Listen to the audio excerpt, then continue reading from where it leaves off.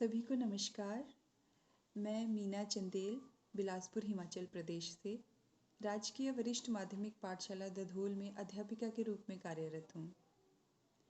आज मैं आपके साथ अपना इनोवेटिव आइडिया डिस्कस करना चाहती हूँ। कोविड-19 के चलते मार्च 23 को पूरे हिमाचल में लॉकडाउन लग गया और अभी ना हम तैयार थे बच्चों की पढ़ाई कैसे करवाई जाएगी लॉकडाउन में, और ना बच्चों को ही कुछ आइडिया था कि कैसे हम अपनी पढ़ाई आगे चला पाएंगे। जो भी सिचुएशंस थी, अब उसी के चलते हमें कुछ नए उपाय ढूंढने थे। तो हिमाचल में एक सब्जेक्ट है होम साइंस, जो प्रैक्टिकल बेस्ड सब्जेक्ट है। अन्यथा जो हिंदी, इंग्लिश, एसएसटी ये सब्जेक्ट होते हैं तो चलो टीचर वीडियो बना के आपको समझा दे, क्वेश्चन आंसर बच्चे याद कर लें, तो वो थोड़ा सा सहज लगने लगा।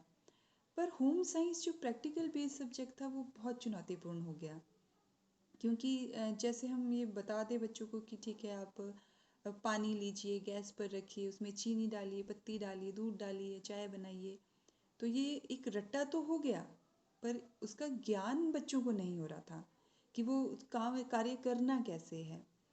तो और माता पिता की भी बहुत ज़्यादा शिकायत आने लगी कि बच्चे सारा दिन फ़ोन पे बैठे रहते हैं और पता नहीं यूट्यूब देखते हैं, फेसबुक देखते हैं, पर बस ये कहते हैं कि हमें काम है, और हमारे घर का कोई हाथ भी नहीं बटाते किसी काम को लेकर। तो फिर मुझे लगा कि क्यों ना होम साइंस को कुछ इस तरह से इंटरेस्टिंग बनाया जाए कि बच्चे उसमें उसको पढ़ें भी और करें भी, और माता पिता का भी थोड़ा सहारा बने। तो मैंने एक कंपटीशन रखा एवरी सैटरडे। तो पहले मैंने उसकी एक रूपरेखा तैयार की जो मैं आपको बताना चाहूँगी। एवरी सैटरडे हमने रूपरेखा तैयार की। जैसे पहली प्रतियोगिता है, हमने 4 अप्रैल से इसको तैयार कर दिया, शुरू कर दिया। जैसे पहली है चाय प्रतियोगिता, चपाती प्रतियोगिता और पराठा प्रतियोगिता, मसाला बनाने की प्रतियोगिता, कॉफ़ी या मिल्क शेक बनाने की प्रतियोगिता। इस तरह से करके हमने पूरा अपना शेड्यूल तैयार कर लिया दिसंबर तक का, कि हर सैटरडे बच्चों की हम प्रतियोगिता करेंगे, कौन बनेगा मास्टर शेफ़। और बच्चे धीरे धीरे उसमें इंटरेस्ट लेने लगे। पूरा शनिवार के लिए बच्चे अपनी तैयारी करके रखते, अच्छा किस तरह से अच्छी चीज़ बनाई जा सके, उसको किस तरह से अच्छा प्रेजेंट किया जा सके। और बच्चे फिर होम साइंस का प्रैक्टिकल बेस्ड है उसमें इंटरेस्ट लेने लगे। तो उसके लिए फिर हमारा एक फॉर्म बनाया हमने, जिसमें था कंपटीशन कौन बनेगा मास्टर शेफ़। तो इसको बच्चे को फिल करना होता था एवरी सैटरडे, जिसमें पहला था प्रतियोगिता का नाम, जो भी हमारी प्रतियोगिता होती उसका नाम होता, विद्यार्थी का नाम, कक्षा, रोल नंबर और सामग्री, क्या क्या सामग्री बच्चा उस चीज़ को बनाने के लिए प्रयोग में ला रहा है। उसके बाद रेसिपी में पाए जाने वाले महत्वपूर्ण तत्व, जो मिनरल्स, कार्बोहाइड्रेट, फैट्स या न्यूट्रिएंट्स, जो भी उस फूड में, स्पेशल फूड में जो बना रहे हैं बच्चे, जिस जिस की प्रतियोगिता है, उसमें कौन कौन से जो है न्यूट्रिएंट्स पाए जाते हैं, वो बच्चे गूगल में ढूंढते और उनको लिखते। और साथ ही जो है उसको बनाने की विधि, कि उसको बनाते कैसे हैं। और इसके लिए एक हमने कॉलम रखा माता का अनुभव, कि माँ का अनुभव कैसा रहा, ये माँ सर्टिफाइड करती कि हाँ ये चीज़ बच्चे ने बनाई है और हमने उसकी थोड़ी बहुत हेल्प की है। तो इस तरह हर सप्ताह हम प्रतियोगिता लेने लगे और बच्चों का इंटरेस्ट होम साइंस में बढ़ने लगा। और जो बच्चा अच्छी रेसिपी तैयार करता, उसका प्रेजेंटेशन का तरीका अच्छा होता, तो हम उससे वीकली मास्टर शेफ़ की उपाधि देते, और उस बच्चे का विद क्राउन हम फ़ोटो प्रोफाइल पिक्चर पर लगा देते।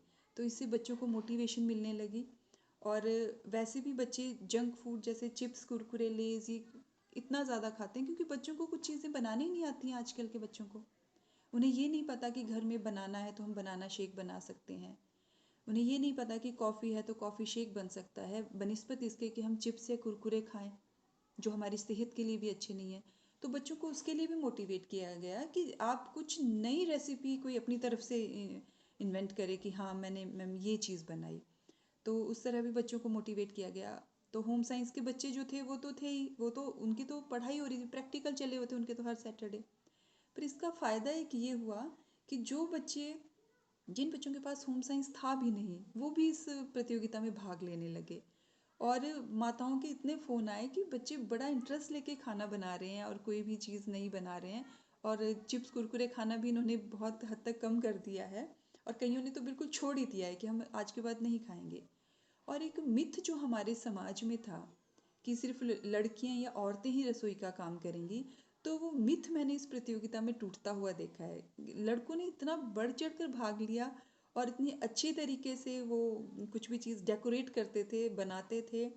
और इसके ये एक मिथ जो है समाज का, जो कि खाना सिर्फ लड़कियां और औरतें ही बनाएंगी, ये मैंने इस प्रतियोगिता के ज़रिए तोड़ते हुए देखा है। और बच्चों में एक संस्कार भरने की हमने कोशिश की है कि जब भी हम पढ़ाई भी एक ज़रूरी तत्व है, पर और काम भी हमें माता पिता की सहायता करनी चाहिए। ये एक संस्कार आजकल के बच्चों में कहीं छूटता जा रहा है।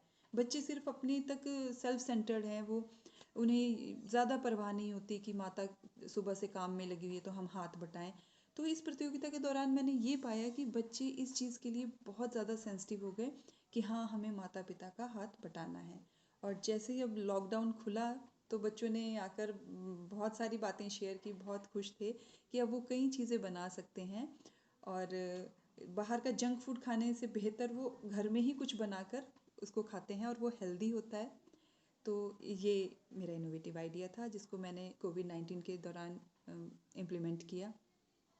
और अब अंत में मैं धन्यवाद करना चाहूँगी SAS का और ZIII का और Shri Aurobindo society, HDFC bank, जिन्होंने हमें इतना बड़ा प्लेटफॉर्म दिया अपने विचार को पूरे देश में रखने का और पूरे देश के लोगों के विचारों को सुनने और समझने का, जो शिक्षा के क्षेत्र में एक मील के पत्थर का काम कर रहा है। और इसी के साथ धन्यवाद।